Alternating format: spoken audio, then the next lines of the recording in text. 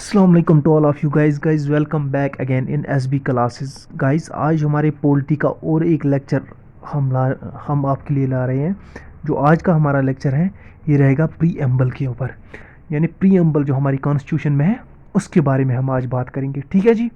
तो आज का लेक्चर बहुत इंपॉर्टेंट रहेगा और इसमें जितने भी पॉइंट्स हैं, चाहे आप कोई सी भी लेवल का एग्जामिनेशन देने जा रहे हो, चाहे कोई स्टेट लेवल एग्जामिनेशन देने जा रहे हो, या कोई सर्विस कमीशन यानी पब्लिक सर्विस कमीशन देने जा रहे हो, या even if you are going for the UPSC और आईएएस के लिए, उसके लिए भी ये लेक्चर बहुत ज़्यादा इंपॉर्टेंट है। ठीक है जी। बहुत इंपॉर्टेंट पॉइंट्स मैंने इसमें ऐड किए हुए जो लगभग हर एग्जामिनेशन में पूछे जाते हैं, और ये वही पॉइंट्स हैं जिनमें से क्वेश्चन पूछे जाते हैं। Only question are asked from these points. इसके अलावा जो बाकी पॉइंट्स बचते हैं वो हमारे पास ऐसे पॉइंट्स रहते हैं जैसे इज़ एंड द, जो ज्वाइन करते हैं, एक वर्ड्स एक सेंटेंस बनाते हैं, वही बच जाते हैं। ठीक है जी। आज हम शुरू कर लेते हैं आज का अपना लेक्चर। प्रीएम्बल जो हमारी कॉन्स्टिट्यूशन ऑफ इंडिया में प्रीएम्बल है, आज हम वही डिस्कस करेंगे। लेकिन उससे पहले मैं रिक्वेस्ट करूंगा गाइस, मेरी चैनल को प्लीज़ लाइक शेयर और सब्सक्राइब करें। कम से कम उन लोगों तक पहुंचाए जिन लोगों के पास नोट्स नहीं है या जिनके पास कोई अवेयरनेस, जिनको अच्छी तरह किसी और चैनल से समझ नहीं आता है। मैं ऐसा नहीं कह रहा हूँ मुझे अच्छा ना पढ़ाना आता है, मैं आपको बिल्कुल फ्रीडम दे रहा हूँ। जहाँ से जो भी लेक्चर आपको पसंद आए वहाँ से आप पढ़ो, है ना। चाहे इंटरनेट में आप खुद पढ़ सकते हो, किसी जगह पढ़ो, है ना, वेबसाइट पे जाकर इंडिया गवर्नमेंट की, या अगर आप चाहो तो कोई और चैनल्स इतने सारे हैं वहाँ से भी पढ़ सकते हैं, है ना। आपको मेरी चैनल से पसंद आता है तो मेरी चैनल से भी पढ़ो, कोई मैंने रोक ठोक नहीं लगा रखी है बिल्कुल। लेकिन हाँ ये कह रहा हूँ कि कंटेंट आपको यही वहीं पर हर एक जगह वहाँ यही कंटेंट आपको मिलेगा जो मैं आपको दे रहा हूँ। ठीक है। हो सकता है मुझे समझाने में थोड़ी सी कोई मतलब कमी हो और किसी और के पास ज़्यादा हो समझाने की, तो आप बिल्कुल वहाँ से पढ़ सकते हो।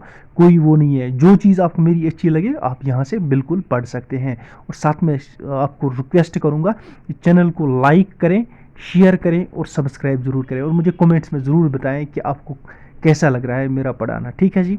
तो आज का जो हमारा टॉपिक है वो रहेगा प्रीएम्बल। क्या रहेगा? प्रीएम्बल।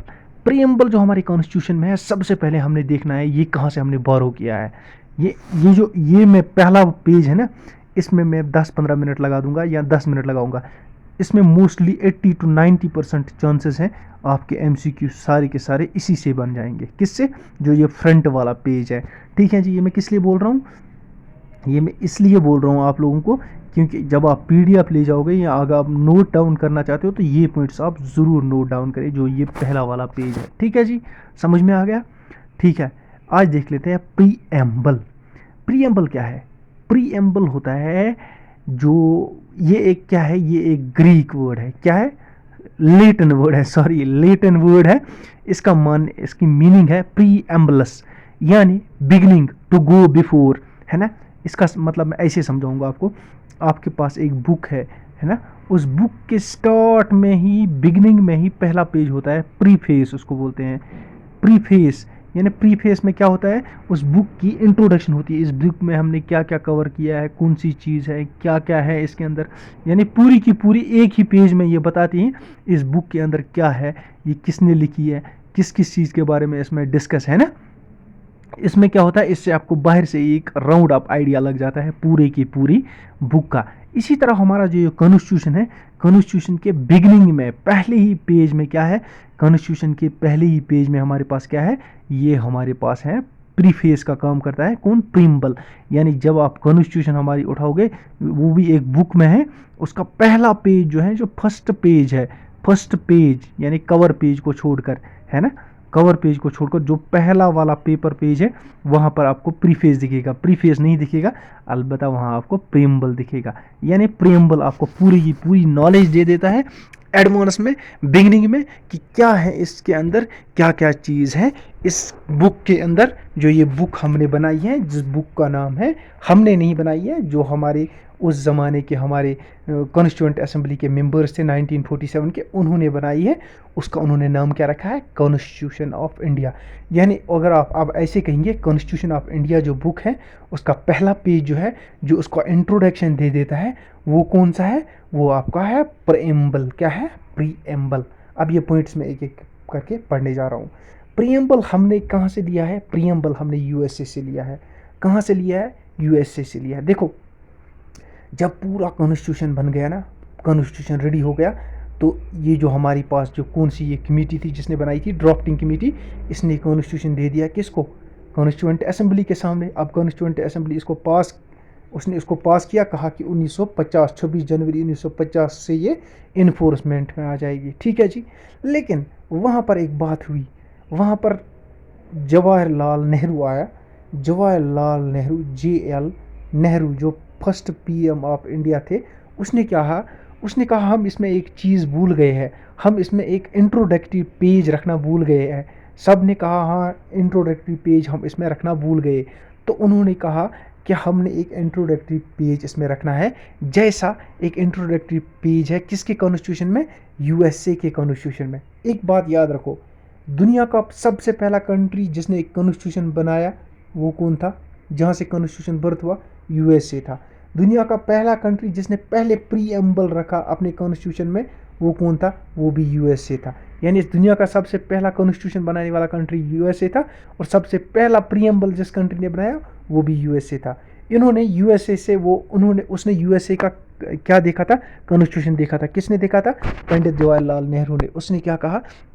वो इंस्पायर हो गया था। उसने कहा जो इसमें ये प्रीएम्बल है, हम भी ये प्रीएम्बल रखेंगे, यानी इंट्रोडक्टरी सेंटेंस जो इंट्रोडक्शन देता है हमारे पूरे कॉन्स्टिट्यूशन के बारे में, हम भी ये रखेंगे। तो उन्होंने क्या किया? उन्होंने इससे बारो किया USA से। यानी हमने ये प्रीएम्बल जो है ये बारो किया हमने USA से, और इसके अंदर जो कुछ लिखा है वो हमने उस ज़माने में लिया कहाँ से? ऑस्ट्रेलिया से। यानी उसकी लैंग्वेज, उसके अंदर जो टेक्स्ट लिखा हुआ था वो कहाँ से लिया हमने? वो हमने मोस्टली USA से लिया। फिर अमेंडमेंट्स कुछ हुई, कुछ और कंट्री से भी हमने कुछ पॉइंट्स और ऐड किए, वो हम आगे पढ़ेंगे। लेकिन अगर आपको क्वेश्चन में आ जाएगा कि हमने प्रीएम्बल कहाँ से लिया है, India borrowed it is preamble from which country, है ना? कॉन्स्टिट्यूशन में हमने कहाँ से प्रीएम्बल लाया? आप कहोगे अमेरिका, यानी USA से लिया।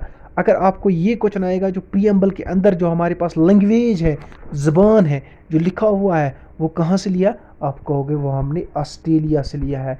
कहाँ से? ऑस्ट्रेलिया।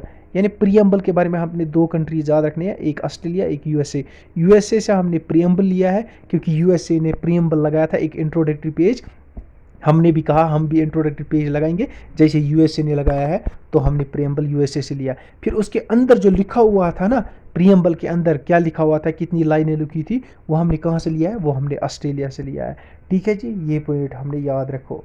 ठीक है जी। अब हम क्या कहेंगे? प्रीएम्बल क्या है? ये एक लेटिन वर्ड है विच मीन्स प्रीएम्बलस। प्रीएम्बलस का मतलब क्या है?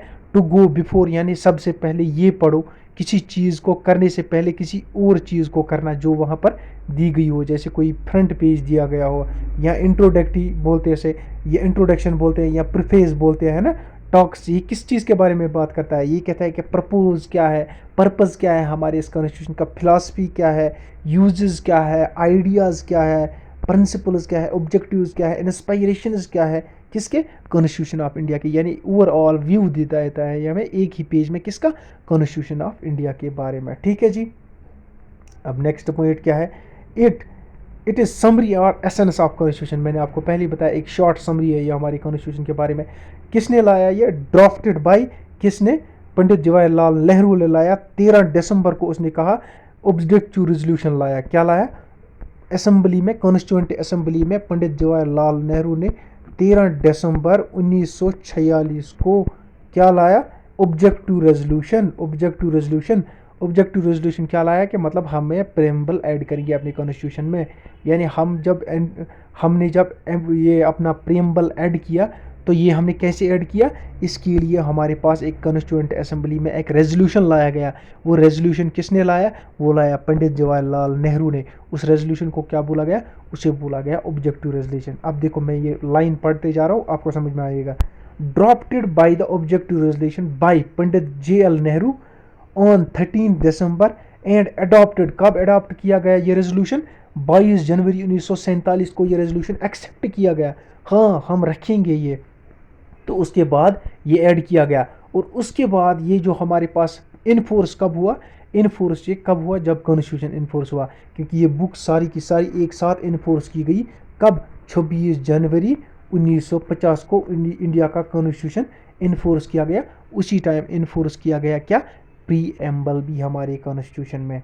अच्छा जी, उसके बाद हमारे पास प्रीएम्बल अब तक सिर्फ एक बार अमेंड हुआ है। क्या है, अब तक सिर्फ हमारे पास एक बार प्रीएम्बल इंडिया की हिस्ट्री में एडिट किया गया है। कब किया गया, एडिट यानी एमेंड किया गया है, एमेंड हम उसको बोलते हैं। उसमें कौन से अमेंडमेंट एक्ट के जरिए, 42nd अमेंडमेंट एक्ट के जरिए किया गया। तब हमारी प्राइम मिनिस्टर कौन थी, इंदिरा गांधी थी हमारी प्राइम मिनिस्टर। तो उस टाइम ये अमेंड किया गया प्रीएम्बल, यानी प्रीएम्बल अब तक सिर्फ एक बार अमेंड किया गया। कब किया गया, 1976 में। वो अमेंडमेंट नंबर कौन सा था, वो था 42nd अमेंडमेंट। तो उसमें कौन कौन से 3 और वर्ड ऐड किए गए, एक सोशलिस्ट, एक सिक्युलर, एक इंटीग्रिटी या फ्रेटर्निटी जिसको बोलते हैं हम। ये तीनों को मिलाकर हम बोलते हैं डॉक्ट्राइन स्ट्रक्चर, यानी डॉक्ट्राइन स्ट्रक्चर हमारे पास ऐड किया गया। कब किया गया, 42nd अमेंडमेंट एक्ट के जरिए। कब, 1976। उस टाइम की हमारे पास प्राइम मिनिस्टर कौन थी, इंदिरा गांधी हमारे पास प्राइम मिनिस्टर ऑफ इंडिया थी। ठीक है जी।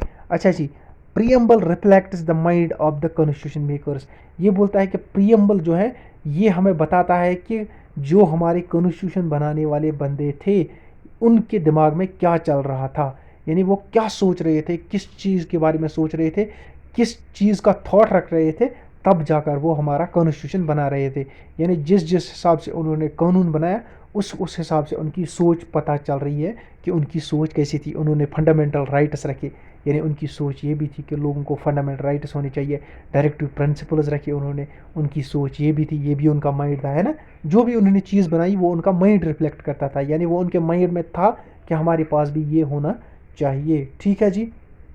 अच्छा जी, preamble is not enforceable by law.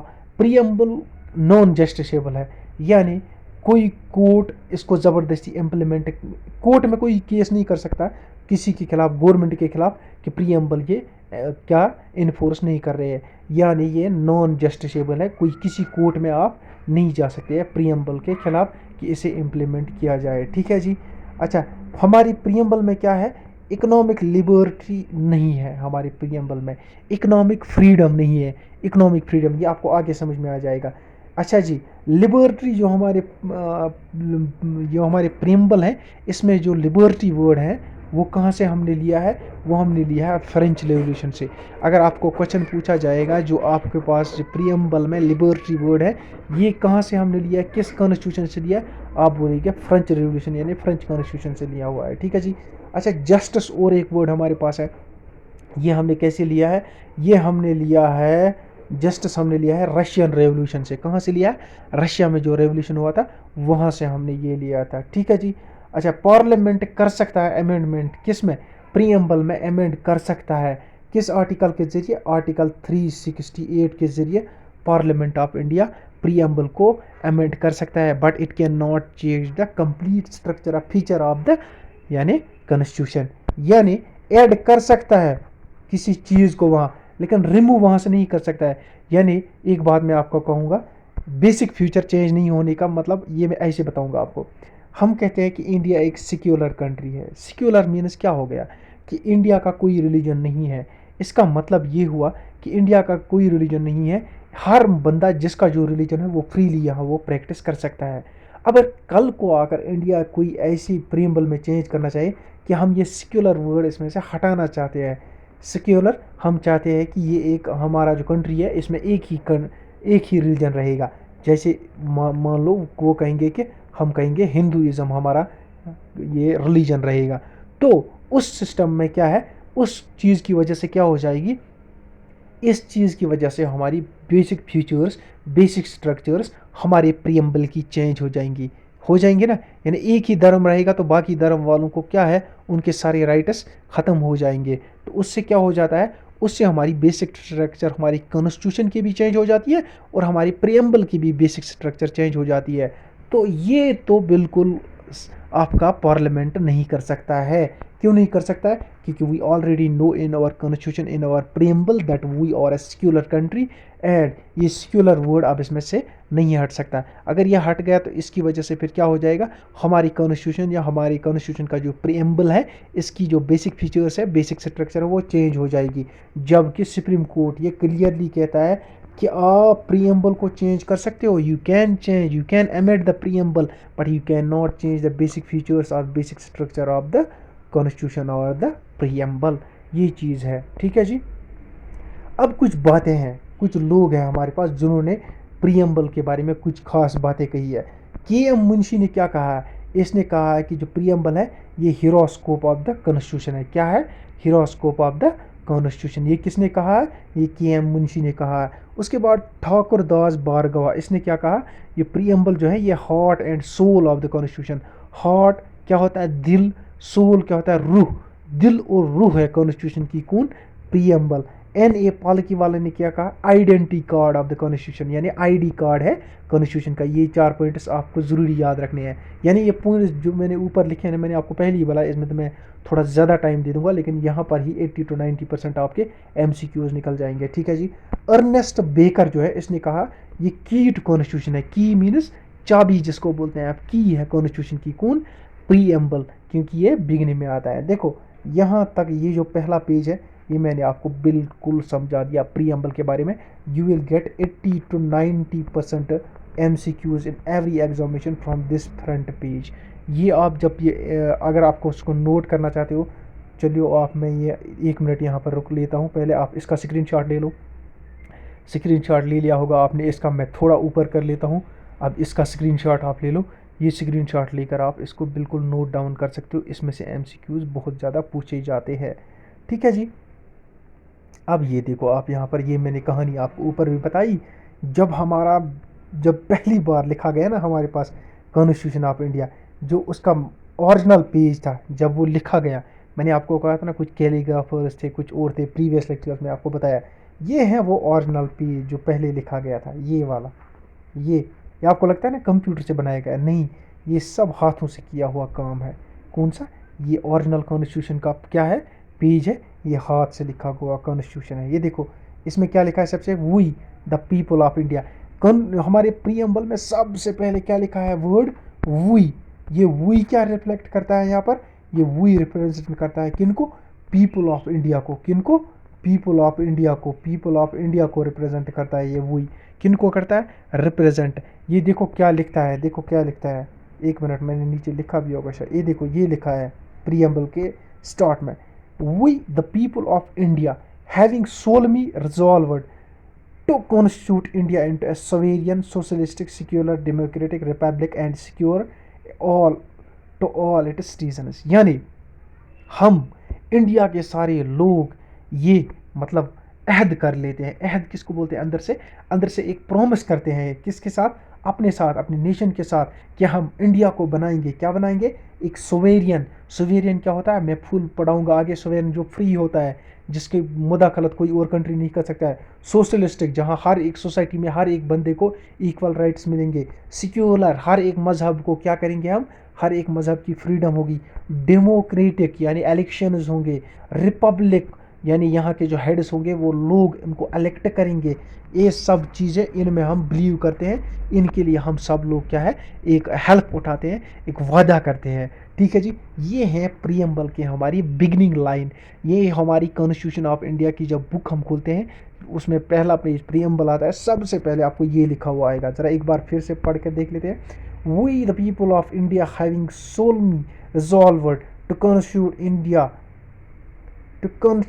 as sovereign, socialistic, secure, democratic republic and to secure all its citizens। ये मैंने आपको पूरी की पूरी बताई। In our constituent assembly this, ये कब पास किया गया? 26 डे ऑफ नवंबर 1949 को ये एक्सेप्ट किया गया। फिर उसके बाद ये इम्प्लीमेंट कब किया गया? ये इनफोर्स कब किया गया? एक्सेप्ट तो ये किया गया इस ज़माने में, पूरा का पूरा कॉन्स्टिट्यूशन। उसी ज़माने में क्या किया गया? पूरा कॉन्स्टिट्यूशन और प्रीएम्बल भी किया गया। फिर इनफोर्स कब हुआ? ये सारा का सारा ये बुक इनफोर्स कब हुई? अब मैं बुक नाम से ही आपको बोलूँगा। जो कॉन्स्टिट्यूशन ऑफ इंडिया ये बुक है, ये हुई 26 जनवरी 1950। क्यों? तब तक इंडिया डोमिनियन था।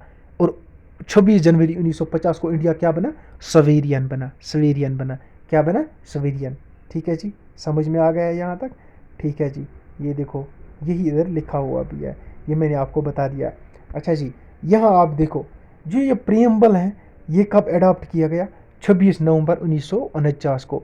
26 नवंबर 1949 को और एक चीज़ भी ये आपकी अडॉप्ट की गई, वो क्या था, कॉन्स्टिट्यूशन ऑफ इंडिया। यानी ये जो पूरी की पूरी बुक थी कॉन्स्टिट्यूशन ऑफ इंडिया, इसका पहला पेज प्रियम्बल था, और ये पूरा कॉन्स्टिट्यूशन, ये पूरी बुक जो थी है ना, ये एक्सेप्ट कब की कॉन्स्टिट्यूंट असेंबली ने, हाँ भाई सब लोगों ने कहा कि हाँ हमें ये कॉन्स्टिट्यूशन मंजूर है, हम इंडिया के लिए इसको एक्सेप्ट कर लेते हैं। ठीक है, ये कब एक्सेप्ट किया गया, ये किया गया 26 नवंबर 1949 को। याद रहे, अभी याद रखो, ऐसे याद रखो।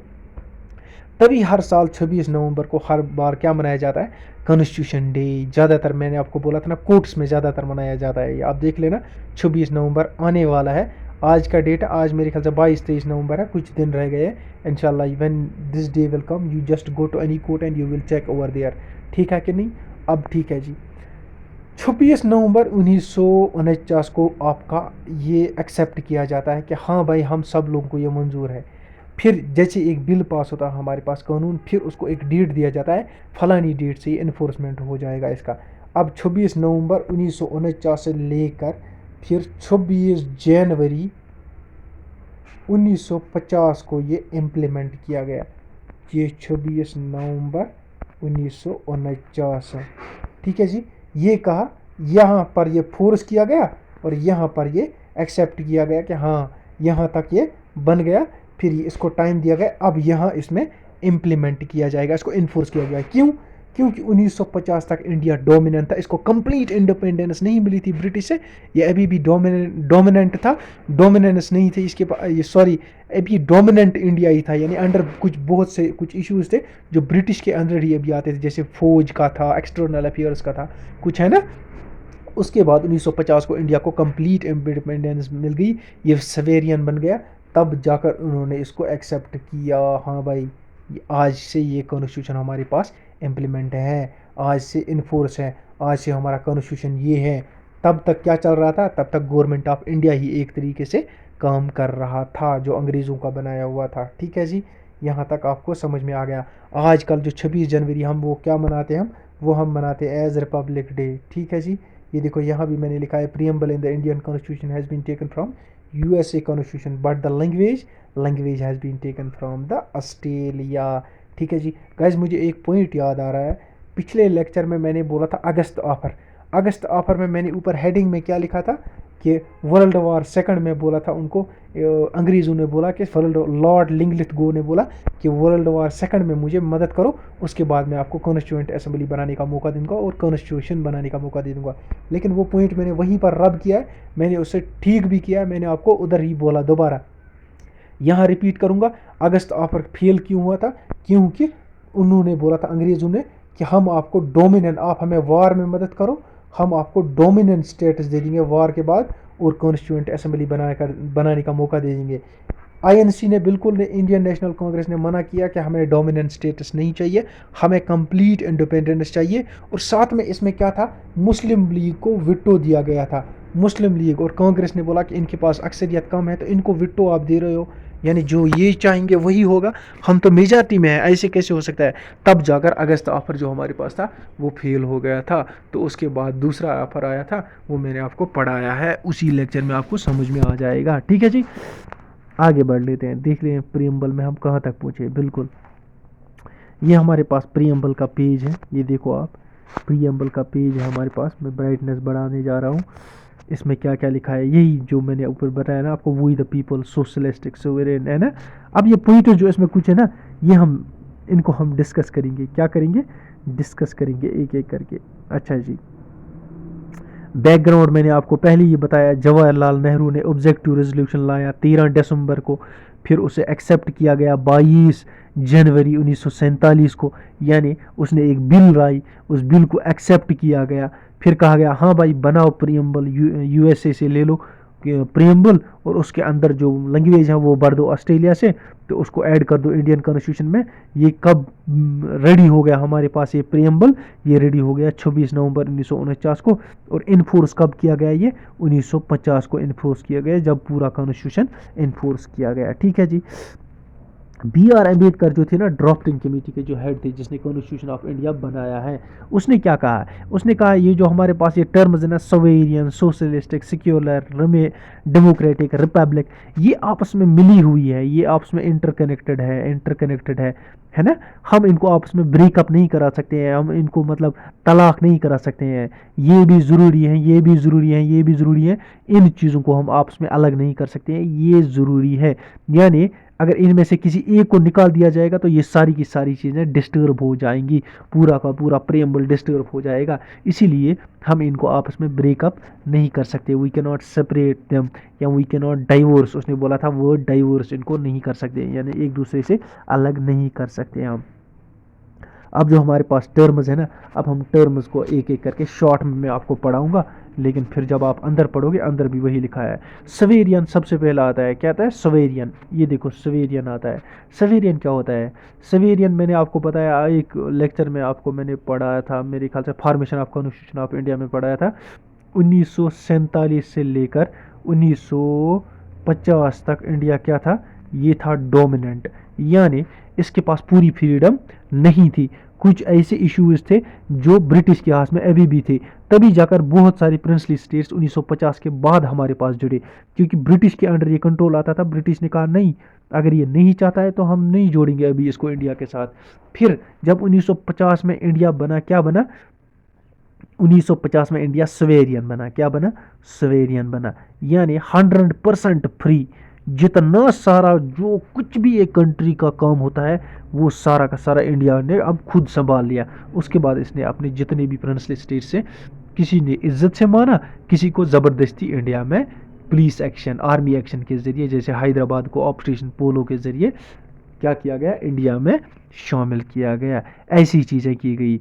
लेकिन अब हमने कंसेप्ट यहाँ से क्या समझना है कि सवेरियन, सवेरियन वो कंट्री होता है जो 100% फ्री हो, जिसके मामले में कोई और कंट्री मुदाखलत नहीं कर सकता है, जो अपने डिसीजन कुछ भी जो भी हो वो खुद करेगा, किसी और कंट्री को कोई राइट नहीं है, या कोई और कंट्री उसको डिस्टर्ब या इन्फ्लुएंस नहीं कर सकता है कि आप हमारे कहने पर ये करो, ये करो, ये करो।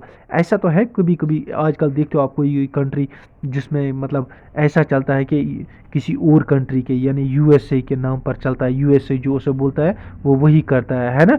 कुछ ऐसी भी कंट्री जैसे रशिया अपनी मर्जी से ही चलता है, जो चाहे मन करे वो कर लेता है कि नहीं?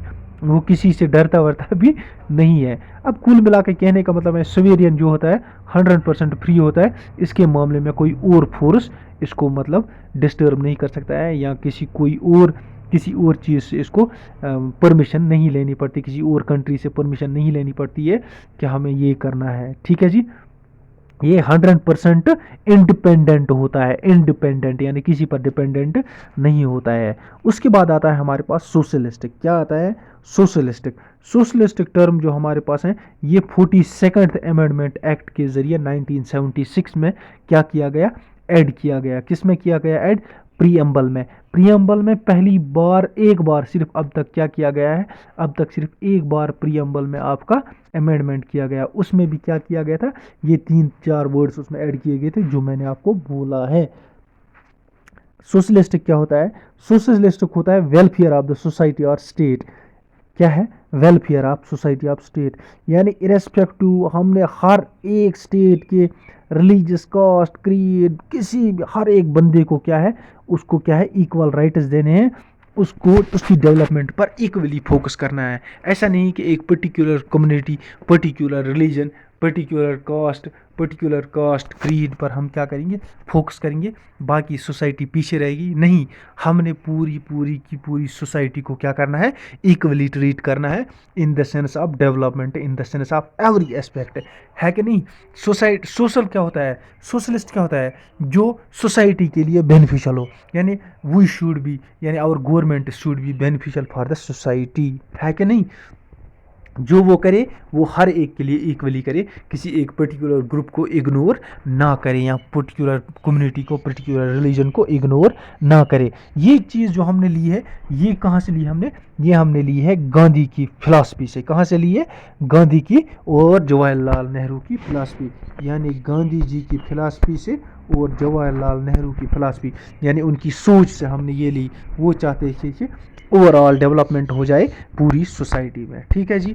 उसके बाद हमारे पास आता है तीसरी टर्म सिक्युलर। सिक्युलर भी हमने ऐड कब की है? 42nd अमेंडमेंट 1976, जब इंदिरा गांधी पीएम थी। तो इसमें क्या हमने बोला? ये बोलता है मैं कि इंडिया का कोई ऑफिशियल रिलीजन नहीं है। जैसे किसी किसी कंट्री में कोई ऑफिशियल रिलीजन होता है, कहता है कि हम क्रिश्चियन कंट्री है, यानी अगर वो चाहे तो दूसरे जितने भी वहाँ पर रिलीजियस हो उनको वो रोक सकते हैं, उनको बैन कर सकते हैं, है ना, उनको वहाँ से निकाल भी सकते हैं इवन। क्यों? क्योंकि उन्होंने पहले ही डिसाइड किया होता है कि हमारा कंट्री सिक्योलर नहीं है, हम क्रिश्चियन कंट्री हैं, हम मुस्लिम कंट्री हैं, हम ये हैं, हम ये हैं। फिर अंदर अंदर वो डिपेंड करता है कि उस कंट्री में फिर कैसा कहाँ क्या हो। लेकिन इंडिया जो है, इंडिया एक सिक्युलर कंट्री है। सिक्युलर कंट्री का मतलब ये हो गया कि इंडिया को कोई ऑफिशियल रिलीजन नहीं है, और यहाँ जो बंदा जो रिलीजन अख्तियार करना चाहता है, जिस रिलीजन को फॉलो करना चाहता है, जिस रिलीजन का प्रोपेगेंडा करना चाहता है, वो ईजिली कर सकता है। कोई गवर्नमेंट, कोई लॉ, कोई कोर्ट, कोई उसको कुछ नहीं कर सकता है, क्योंकि उसको ये राइट दिया है। प्रियम्बल जो हमारी कॉन्स्टिट्यूशन में, ये पहली उसको बताता है कि इंडिया को कोई ऑफिशियल रिलीजन नहीं है, हर एक बंदा अपना रिलीजन इजीली क्या कर सकता है? फॉलो कर सकता है। ठीक है जी। ये हो गया हमारे पास सेक्युलरिज्म। तीसरा, चौथा आता है हमारे पास डेमोक्रेटिक। डेमोक्रेटिक में क्या होता है? डेमोक्रेटिक में होता है कि हमारे यहाँ इलेक्शंस होते हैं। क्या होते हैं? इलेक्शंस होते हैं। इलेक्शंस होते हैं सॉरी, इलेक्शंस होते हैं। इलेक्शंस के ज़रिए क्या होता है? इलेक्शंस के ज़रिए हम अपने रिप्रेजेंटेटिव्स को इलेक्ट करते हैं, वो हमारे पास जाते हैं। कहाँ जाते हैं? स्टेट असम्बलीज़ में जाते हैं और पार्लियामेंट में जाते हैं। फ़िलहाल पार्लियामेंट की बात कर लेते हैं। और पार्लियामेंट में क्या होता है? वो हमारी तरफ से जाते हैं। यानी किस तरीके से जाते हैं? एक डेमोक्रेसी हमारे पास है, जो डेमोक्रेसी हमें वोट डालने का राइट देती है। पहले ये वोट डालने का राइट किस बंदे का था? पहले था 20 साल से ऊपर एज होनी चाहिए। अब 18 साल से ऊपर जिसकी एज है, कम से कम 18 साल एज होनी चाहिए, वो एक वोट डाल सकता है। अपने मन का क्या कर सकता है? अपने मन पसंद का बंदा है, उसको वोट डाल के उसको इलेक्ट कर सकता है। कहाँ? पार्लियामेंट के लिए या असेंबली के लिए। और याद रहे, हर एक आदमी को सिर्फ एक ही वोट रहता है, यानी वन मैन वन वोट। और उस मैन की एज क्या होनी चाहिए? मिनिमम 18 साल होनी चाहिए, उसको वोट डालने का राइट मिलता है। ठीक है जी, यहाँ तक समझ में आ गया। उसके बाद आता है हमारे पास रिपब्लिक। रिपब्लिक भी कुछ ऐसी ही है। कैसे?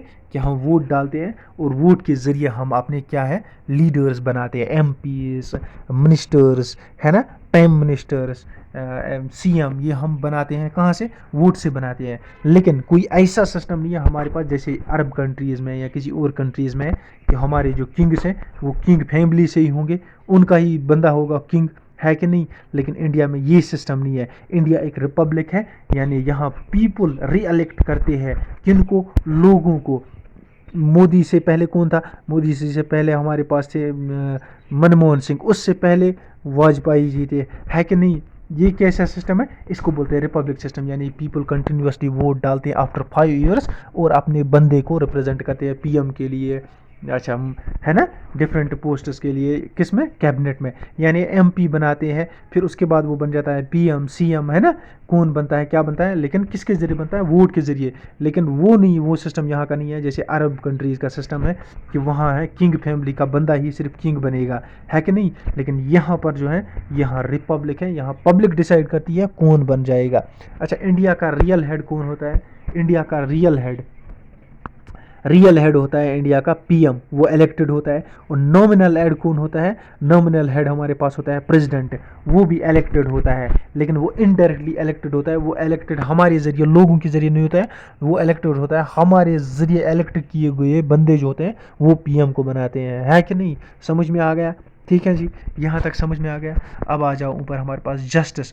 जस्टिस जो हमारे पास ये टर्म है, ये हमारे पास क्या होता है। जस्टिस आपको ऑलरेडी पता ही है, जस्टिस किस चीज़ को बोलते हैं। जस्टिस बोलते हैं इंसाफ को, है ना। इंसाफ मिलना चाहिए लोगों को। ये हमारे पास कौन बोलता है, ये हमारी किस में है, ये हमारे प्रियम्बल में है, ये हमारी कॉन्स्टिट्यूशन में अंदर है। बहुत सारे लॉज हैं जस्टिस के लिए, लोगों के लिए। लेकिन ये जो ओवरऑल बाहर बताता है ना हमारे पास कौन, ये प्रियम्बल, उसमें एक वर्ड जस्टिस दिया गया है। अब जस्टिस कौन कौन सी तरीके की, सोशल जस्टिस, मैंने आपको अभी बताया था ना, जो सोशलिज्म यानी सोसाइटी के बारे में हम बताते हैं, उनमें हर एक सोसाइटी में हर एक बंदे को इक्वली ट्रीट करना है, ये सोशल जस्टिस मिलनी चाहिए। इकोनॉमिक जस्टिस मिलनी चाहिए, यानी इकोनॉमिकली हर एक बंदे के पास इक्वल राइट्स पहुंच जाने चाहिए। ऐसा नहीं कि इकोनॉमिकली एक स्टेट बहुत आगे है ना, एक स्टेट का जीडीपी 1,000 से क्रॉस कर गया और दूसरे स्टेट का जीडीपी अभी 0 समथिंग है। ऐसा नहीं होना चाहिए। क्यों? क्योंकि हमारे पास जो हमारा कॉन्स्टिट्यूशन है, कॉन्स्टिट्यूशन के अंदर जो हमारे पास आपका ये प्रियम्बल है, ये कहता है कि इकोनॉमिक जस्टिस भी मिलनी चाहिए लोगों को। पॉलिटिकल जस्टिस किसको बोलते हैं? तीसरा होता है हमारे पास पॉलिटिकल जस्टिस, यानी जस्टिस हमारे पास 3 तरीके की है। अब कौन कौन सी जस्टिस है हमारे पास? सोशल जस्टिस है, ठीक है जी, इकोनॉमिक जस्टिस है और पॉलिटिकल जस्टिस। पॉलिटिकल जस्टिस है कि हर एक बंदे को इक्वल राइट मिलना चाहिए। किसमें? अगर वो चाहता है कि वो पॉलिटिक्स में जाए, है ना, इलेक्शन के लिए उठे, उसको भी इक्वल, यानी किसी बंदे को हम रोक नहीं सकते यहाँ पर कि आप इलेक्शन क्यों लड़ेंगे, है ना। आप इलेक्शन नहीं लड़ सकते। हाँ, रोक सकते हैं बेस्ड अपॉन हिज क्या, अगर उसका पास्ट रिकॉर्ड कुछ ऐसा है, उसके अगेंस्ट एफआईआर है या कुछ और चीज़ है कि नहीं, तब हम उसको रोक सकते हैं। लेकिन एज यूजुअल उसे कोई कोर्ट नहीं रोक सकता है। देखो यहाँ भी लिखा है, political justice means free and fair opportunity to the people participation in the political process. कोई भी पॉलिटिकल प्रोसेस में वो फ्रीली जा सकते हैं, है ना। It stands for the ground equal political rights to the people without discrimination. कोई डिस्क्रिमिनेशन नहीं होना चाहिए तीनों में, चाहे वो इकोनॉमिक, पॉलिटिकल या आपका सोशल जस्टिस हो, ठीक है जी। उसके बाद आता है हमारे पास लिबर्टी। लिबर्टी किसको बोलते हैं? लिबर्टी बोलते हैं फ्रीडम। फ्रीडम मिलनी चाहिए हर एक बंदे को, वो जो करना चाहता है वो जैसे करे बिल्कुल कर सकता है। ऐसा नहीं कि उसकी वो फ्रीडम जो है वो उस फ्रीडम का नाजायज़ फ़ायदा उठाकर against the constitution, against the law जाए, तब जाकर वहाँ पर उसकी वो फ्रीडम सीज हो जाती है। उसकी फ्रीडम होती है, लिबर्टी होती है, जिसको लिबर्टी बोलो या फ्रीडम इसको बोलते हैं हम, है कि नहीं। लेकिन एक लिमिटेड एरिया में, यानी लिमिटेड क्या होता है, यहाँ जहाँ इसको लॉ बोलता है, जहाँ जहाँ कानून बोलता है, कॉन्स्टिट्यूशन बोलता है, जहाँ ये कॉन्स्टिट्यूशन के अगेंस्ट, लॉ के अगेंस्ट गया, वहाँ इसकी जो लिबर्टी होती है वो सीज होती है। इक्वलिटी क्या होता है? इक्वल ट्रीट करना हर एक बंदे को, irrespective of the caste, creed, weed, सब कुछ, इस सब को साइड में करके हमने हर एक बंदे को इक्वली ट्रीट करना है। किसको बोलता है? ये बोलता है हमारा प्रेम्बल बोलता है, कॉन्स्टिट्यूशन बोलता है, लोगों को बोलता है, गवर्नमेंट को बोलता है, ठीक है जी, समझ में आ गया। फेटर्निटी आती है हमारे पास। इसके बाद फेटर्निटी किसको बोलते हैं? भाईचारा, ब्रदरहुड एंड सिस्टरहुड। हम सब लोगों को क्या करना चाहिए? भाईचारा रखना चाहिए। हम आपस में भाई भाई है, तभी जाकर कंट्री आगे बढ़ता है। अगर हम आपस में दुश्मनी रखेंगे तो कंट्री बिल्कुल ब्रेकअप हो जाएगा, है कि नहीं। ऐसा नहीं होना चाहिए। अब ऊपर मैंने लिखा है कि कॉन्स्टिट्यूशन में एमेडिबिलिटी है। इसमें एमेडिबिलिटी इन प्रीएम्बल, यानी अब सीधे मानो कि प्रीएम्बल एमेड हो सकता है या नहीं। अगर आपको क्वेश्चन आएगा प्रीएम्बल एमेड हो सकता है या नहीं हो सकता है। देखो इस मामले में अब तक 2 केसेस आए। क्या आए? 2 केसेस। एक केस आया Berubari union and enclave, exchange of enclaves.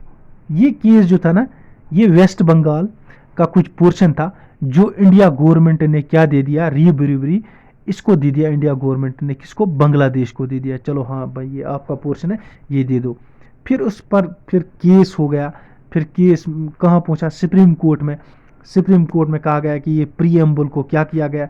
Disturb किया गया। तो ये उस मामले में थोड़ी सी गड़बड़ हो गई, है ना। या अगर आपको ये याद नहीं रहता है तो इतनी स्टोरी याद मत रखो, इतना याद रखो, ये रीबुरीबरी जो केस हुआ था ये वेस्ट बंगाल का था, है ना। इसमें कहा था 7 जजेस ने, 7 जज थे सुप्रीम कोर्ट के, एक 7 जज का बैच था। उन्होंने कहा प्रीएम्बल पार्ट ऑफ कॉन्स्टिट्यूशन नहीं है और इसको अमेंड नहीं कर सकते। ये किस केस में कहा था? ये कहा था री बीरूबरी केस में। क्या कहा था? 7 जज ने कहा था, 7 जज थे सुप्रीम कोर्ट के, उन्होंने क्या कहा? 7 जज एक बैच में थे, उन्होंने कहा जो हमारे पास प्रीएम्बल है ये कॉन्स्टिट्यूशन का पार्ट नहीं है, इसको अमेंड नहीं कर सकते हैं। फिर ये वेस्ट बंगाल में हुआ था ये केस, ऐसे याद रखो। फिर आया केशवानंद भारती केस, ये हुआ था केरला में 1973 में, ये 1960s में हुआ था। इसमें 13 जज आए सुप्रीम कोर्ट के। कितने? 13 जज। 13 साल के बाद हुआ ना ये, याद रखो। 13 साल के बाद 13 जज ने डिसीजन दिया कि प्रीएम्बल पार्ट ऑफ कॉन्स्टिट्यूशन है। ये देखो, इसका उल्टा कहा, प्रीएम्बल कॉन्स्टिट्यूशन का पार्ट है तो लिहाजा गवर्नमेंट इसको आर्टिकल 368 के जरिए अमेंड कर सकता है, but without changing the basic structure या basic features of the preamble, जो मैंने आपको पहली लाइन में एक्सप्लेन की थी। और ये 2 केसेस हैं प्रीएम्बल के बारे में हमारे पास। ठीक है जी, यहाँ तक समझ में आ गया आपको? और ये 2 केसेस। फिर उसके बाद हमारे पास प्रीएम्बल को और एक अमेंडमेंट ऐसे किया गया था। कैसे किया गया था कि 1976 में हमारे पास 3 चीज़ें उसमें ऐड की गई, जो मैंने आपको पहले बोला, सोशलिस्ट, सेक्युलर, सोवेरियन वर्ड्स, कुछ ऐसे इसमें ऐड किए गए थे। ठीक है जी, यहाँ तक ऐड हो गया। अब ये जो इस लोगों के बाद आता है ना, ये मैंने दोबारा एक्सप्लेन किया है, यही चीज़ें दोबारा सोशलिस्ट मैंने 2 तरीके से एक्सप्लेन किए। अगर आपको ऊपर वाला समझ नहीं आता है तो आप यहाँ से सोवेरियन पढ़ सकते हैं, है कि नहीं? तो यहाँ तक हमारा पूरा का पूरा फिर एंड हो जाता है। कौन सा? आपका एंड हो जाता है यहाँ पर जनाब, preamble in constitution of India. अब आप याद रखो, ऊपर ऊपर से अगर आपको कोई पूछता है क्या प्रीएम्बल पार्ट ऑफ कॉन्स्टिट्यूशन है या नहीं है, तो आप बोलोगे yes, preamble is part of constitution and can be amended. ये अमेंड किया जा सकता है लेकिन without changing the basic structure and feature of the constitution. ठीक है जी, ये एक एमसीक्यू। दूसरा एमसीक्यू आप याद रखो, ये बन सकता है, कहेंगे आपको according to re Berubari case preamble constitution का पार्ट है या नहीं है, अमेंड किया जा सकता था या नहीं। आप कहोगे according to re Berubari case preamble was not the part of constitution and can not be amended by article 368। ठीक है जी। उसके बाद आता है हमारे पास और एक एमसीक्यू, ये भी बन सकता है, according to Kesavananda Bharati case Kerala 1973। इसमें क्या बोला गया था? इसमें बोला गया था जो प्रीएम्बल हमारे पास है is part of constitution and can be amended by can be amended but without changing the basic structure. लेकिन ऊपर मैंने क्या बोला, अनफॉर्चुनेटली पहले वाले केस में, री बीरूबरी केस में बोला गया प्रीएम्बल हमारे पास जो है ये कॉन्स्टिट्यूशन का पार्ट नहीं है और इसको अमेंड भी नहीं किया जा सकता है। लेकिन केशवानंद भारती केस जो केरला का हुआ 1973 में, ये 1960 में हुआ, 1973 में हुआ, इसने कहा प्रीएम्बल पार्ट ऑफ कॉन्स्टिट्यूशन है और इसको अमेंड कर सकते हैं। बिल्कुल ठीक है जी, यहाँ तक समझ में आ गया। अब याद रखो और कुछ पॉइंट्स हमारे पास अगर हम कुछ भूल गए हैं। ठीक है जी। अच्छा जी, preamble has a word state has no religion but not liberty of the religion. Preamble में हमारे पास ये है कि स्टेट का कोई रिलीजन नहीं है, state has no religion, but there is no, हमारे पास ये नहीं लिखा है कि liberty of religion, freedom of religion वहां नहीं लिखा हुआ है, लेकिन ये लिखा है कि स्टेट हैज नो रिलीजन लेकिन फ्रीडम ऑफ रिलीजन नहीं लिखा है, लिबर्टी ऑफ रिलीजन नहीं लिखा हुआ है। ठीक है जी। और ये जो प्रीएम्बल है ना, ये हमारे पास एक फेडरल स्ट्रक्चर में है, फेडरल स्ट्रक्चर में 7th शेड्यूल में आता है ये। ठीक है जी। अब और एक पॉइंट मुझे याद यहाँ पर आता है, और एक पॉइंट याद मुझे यहाँ पर आता है जो मैं आपको बताना चाहता हूँ। जो इंडिया है ना, इंडिया, ये आपका nature of constitution of India का है। इंडिया इंडिया इंडिया अगर आपको बोलेगा कोई क्या है, आप बोले कोसाई फेडरल है, अब बोलेगा कोसाई फेडरल, थोड़ा और कुछ बताओ ना यार, तो आप बताओगे उस इंडिया जो है ये यूनिटरी है, यूनिटरी है किस में? पावर में, यानी पावर हमारा यूनिटरी है सेंटर के पास, बट फेडरल इन स्ट्रक्चर। यानी हमारा स्ट्रक्चर फेडरल है और हमारे पास जो पावर है वो यूनिटरी है, यानी majority of the power lies with the central government but our structure is federal because we have two governments. क्या है? Two government, state and central government. तो आज का लेक्चर यहीं पर हम इंशाल्लाह ख़त्म कर लेते हैं। तो नेक्स्ट देखते हैं हमारे पास कौन सा लेक्चर होगा इंशाल्लाह। कोई कन्फ्यूजन हो मुझे ज़रूर बताएं और लाइक शेयर और सब्सक्राइब ज़रूर करें। Thank you.